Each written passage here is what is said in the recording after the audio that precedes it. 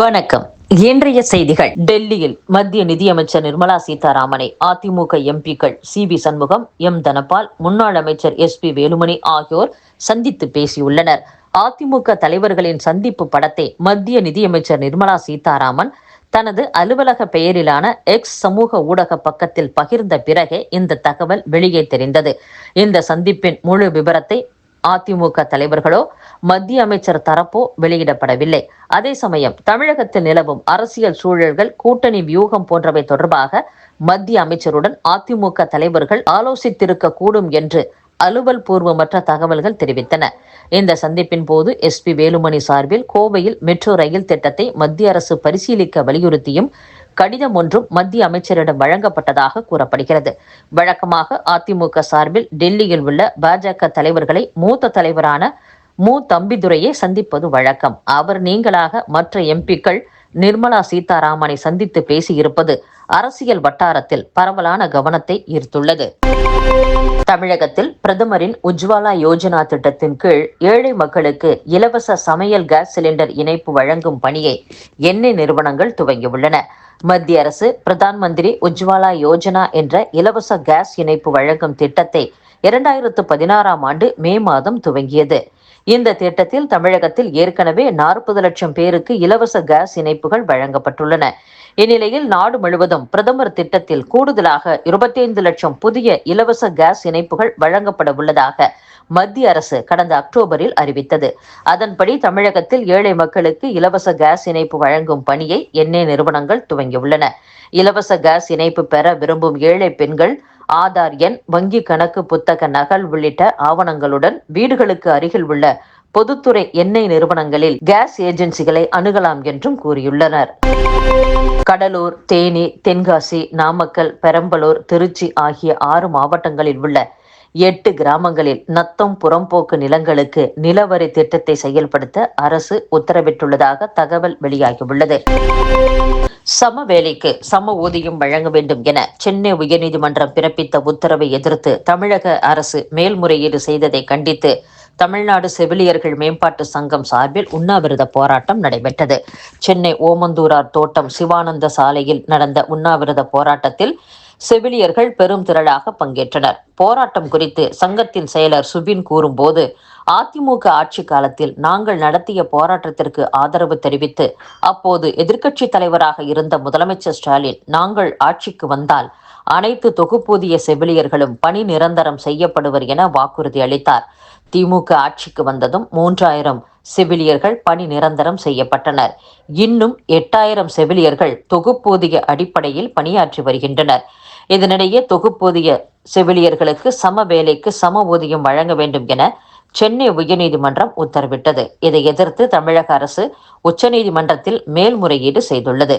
தேர்தல் வாக்குறுதியை நிறைவேற்றாத அரசு உயர்நீதிமன்ற உத்தரவை அமல்படுத்த மனமில்லாமல் உச்சநீதிமன்றம் சென்றுள்ளது. எங்கள் ஆட்சியில் அரசு மருத்துவமனையை தேடி மக்கள் வருகின்றனர் என அமைச்சர் கூறுகிறார். அதற்கு பிரதான காரணமாக மருத்துவர்கள், செவிலியர்கள் உள்ளோம் என்று கூறினார். இதனிடையே அனுமதிக்கப்பட்ட நேரத்தை கடந்து போராட்டம் நடத்தியதாக 900 செவிலியர்கள் கைது செய்யப்பட்டனர். அவர்களில் சிலர் மயக்கமடைந்ததால் பரபரப்பு ஏற்பட்டது.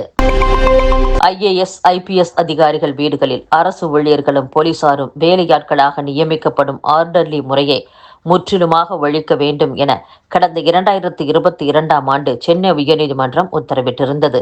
இது முழுமையாக பின்பற்றப்பட்டதா என நீதிபதிகள் S.M. சுப்பிரமணியம், C. குமரப்பன் அடங்கிய அமர்வு கேள்வி எழுப்பியது.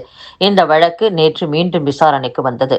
அப்போது தமிழக அரசின் தலைமை குற்றவியல் வழக்கறிஞர் அசன் முகமது ஜின்னா ஆஜராகி டிஜிபியின் அறிக்கையை தாக்கல் செய்தார். மேலும் தங்கள் இல்லங்களில் ஆர்டர்லிகளாக யாரும் பணியாற்றவில்லை என தற்போது பதவியில் இருக்கும் உயர் அதிகாரிகளும் ஓய்வு பெற்ற உயர் அதிகாரிகளும் தெரிவித்துள்ளதாக குறிப்பிட்டார்.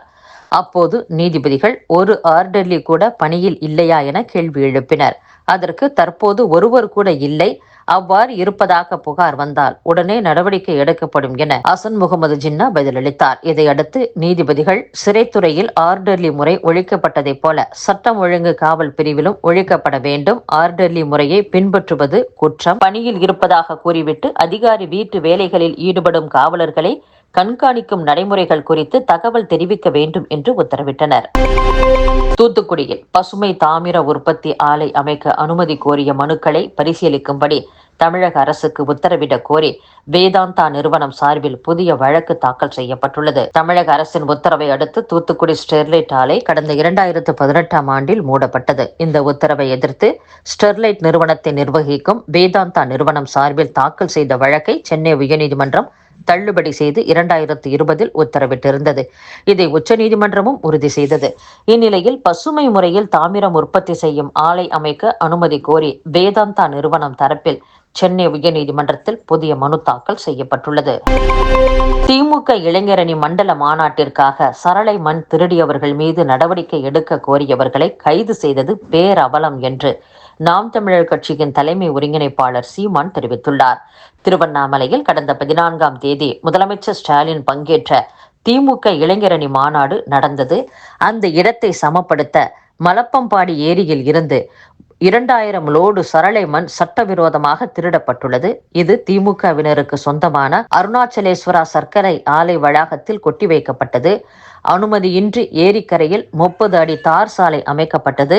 இதை எதிர்த்து உழவர் உரிமை இயக்கம் சார்பில் அருள் ஆறுமுகம் அம்மாவட்ட கலெக்டர், மாவட்ட வருவாய் அலுவலர்களுக்கு மனு கொடுத்தார். கவன ஈர்ப்பு ஆர்ப்பாட்டம் நடத்தியும் குற்றவாளிகள் மீது எந்தவித நடவடிக்கையும் எடுக்கவில்லை. எனவே 14ஆம் தேதி 2000 விவசாயிகள் திரட்டி மறியல் போராட்டம் நடைபெறும் என்று அறிவிக்கப்பட்டது. அதைத் தொடர்ந்து அருள் ஆறுமுகம் மற்றும் 22 விவசாயிகளை முன்னெச்சரிக்கையாக போலீசார் கைது செய்து போளூர் சிறையில் அடைத்தனர். திமுக மாநாடு முடிந்ததும் விடுதலை செய்யப்படுவர் என எதிர்பார்க்கப்பட்ட நிலையில் அங்கிருந்து அவர்களை வேலூர் மத்திய சிறையில் அடைத்தது பேரவலமாகும். கொலை, கொள்ளை, பாலியல் குற்றவாளிகள், போதைப்பொருள் விற்போரை கைது செய்ய திறனற்ற திமுக அரசு அப்பாவி விவசாயிகளை பொய் வழக்கில் கைது செய்து சிறையில் அடைப்பதுதான் விவசாயிகளை பாதுகாக்கும் முறையா, திமுகவின் மண் காக்கும் மானம் காக்கும் முறையா என்றும் சீமான் கூறியுள்ளார்.